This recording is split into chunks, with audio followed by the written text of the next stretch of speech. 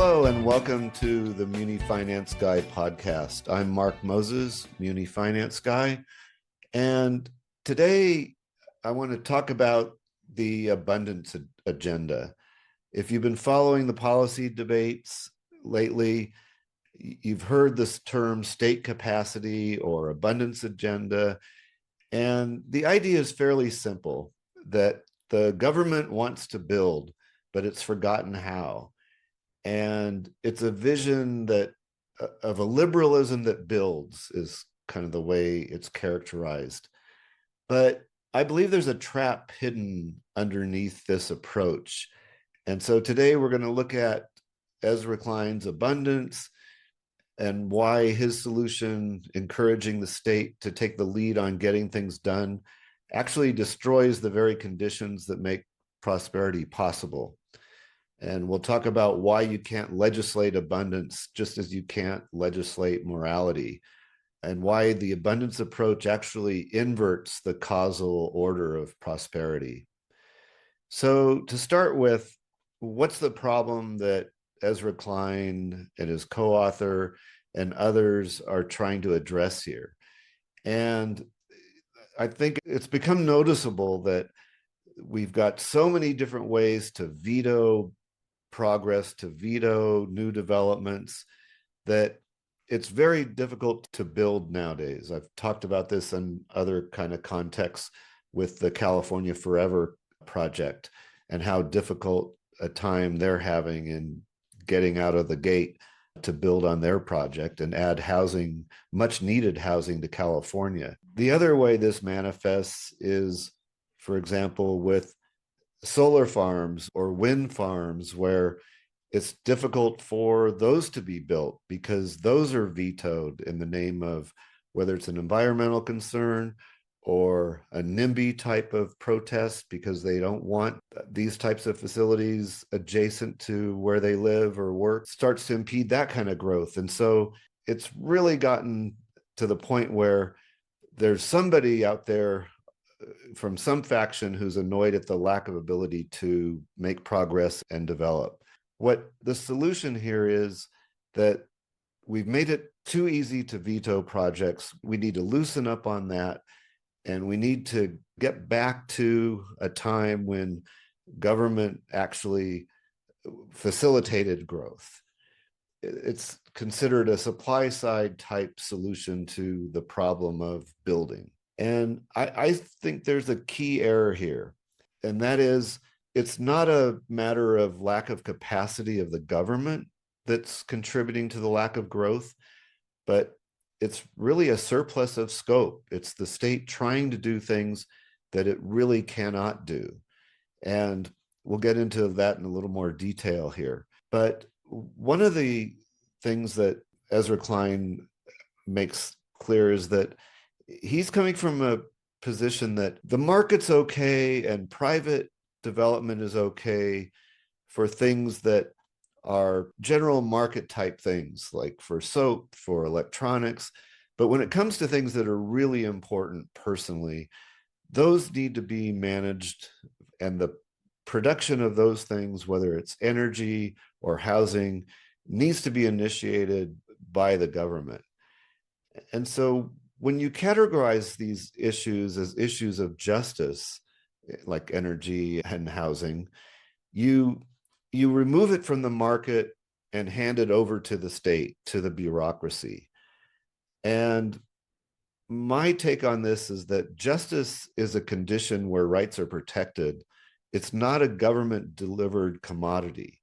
We need the market. We need voluntary association, voluntary trade across the board. And to simply carve out things that people want to control or dictate and call them issues of justice contributes to that expanding scope of government and creates more and more roadblocks to production, to building. The idea here that the state creates abundance is really a misconceptualization of what the state's role is and what the state can do. The state can legislate, the state can enforce its legislation, but the way abundance is truly created is when we have the conditions where producers can produce. So the role of the state is to protect the conditions that make abundance possible. So the point here is that abundance is a byproduct of freedom, a byproduct of the ability to associate, produce. It's not something that the state can legislate and then target and expect to create it. And every attempt at doing that ultimately fails. There's another part of what Ezra Klein does in the book, and just backing up a second, not everybody interprets Ezra Klein necessarily exactly as maybe he communicates his ideas, but they're varying kind of factions or aspects of this kind of abundance movement. Some people see it just merely as, oh, let's roll back some of the veto power and roll back some of the, I guess they call it the vetocracy, which is fine. That's definitely a positive thing. But when it becomes actually dictating, yes, we need 10,000 units, or yes, we need to have this type of density, then it really becomes another way of implementing a central control, a central planning in our environment. The other approach that Ezra takes in the book is a very collectivistic kind of view of how we should be thinking about these things. He talks about what we want to build, what the kind of city we want to have. And that really camouflages the fact that he's talking about a small group of planners that are going to override millions of individual decisions about how to live, how to build, in the name of building, in the name of abundance. That just adds to what I characterize as the permissioned economy, where a builder has to cater to requirements of, you can build this if you also build a certain level of affordable housing that's defined a certain way, or if you build a park on the other side of town, or if you make this additional payment to the city, then you can have permission to build. And so it's that type of development approach that's been growing more and more in terms of the demands that are put on developers who desire to come in and develop, that's really truly stifling the development. So where do we see this in terms of concrete examples? Ezra Klein talks about quite a bit in the book. It has to do with energy, and the state should play a bigger role in making sure that there's an abundance of solar panels, windmills, and wind power technology. But he also is okay with restricting the fossil fuels that power 80% of the world. And this is really a political preference disguised as supply side logic, where it's okay to remove the bureaucracy or remove the permitting requirements on favorable types of energy, but leave it restricted or difficult for other types of energy. And if we really want abundance, what we want is the freedom to develop all energy, the freedom to really, without special favors and without artificial restrictions, allow the best, most economical, effective energy to prevail. And what happens is when you start making abundance a target, it becomes really an out of context kind of goal, like 10,000 units of housing by X date.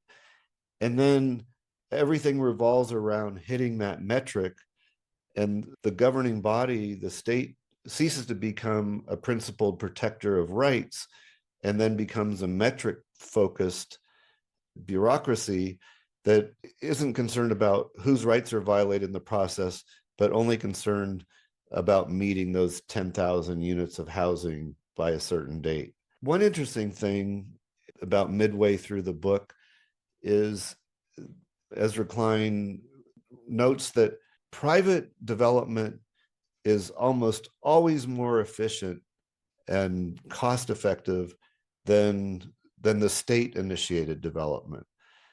and the state-run programs. And so what's interesting here is rather than really think about why that's the case, he calls that damning. He thinks that's a blemish on the state, a black mark on the state in terms of its effectiveness, that private development can do things better or more cost effective. And rather than embrace the private sector and say, yes, this is what the private sector is capable of when its hands are not tied, he just wants to still push that central planning agenda whereby the state is setting the goals, the state is setting the metrics, and again, at the expense of property rights, individual decision making, basically socializing production, as we said, in the areas that the state takes an interest. And the consequence of this is in the private sector, the failure hits the investors. In the city-led abundance or government-led abundance, the failure hits the taxpayer. And often the mistakes are not a cue to abandon such projects, but to double down and keep them going. And we see that in some of the transportation systems, like the California rail type projects.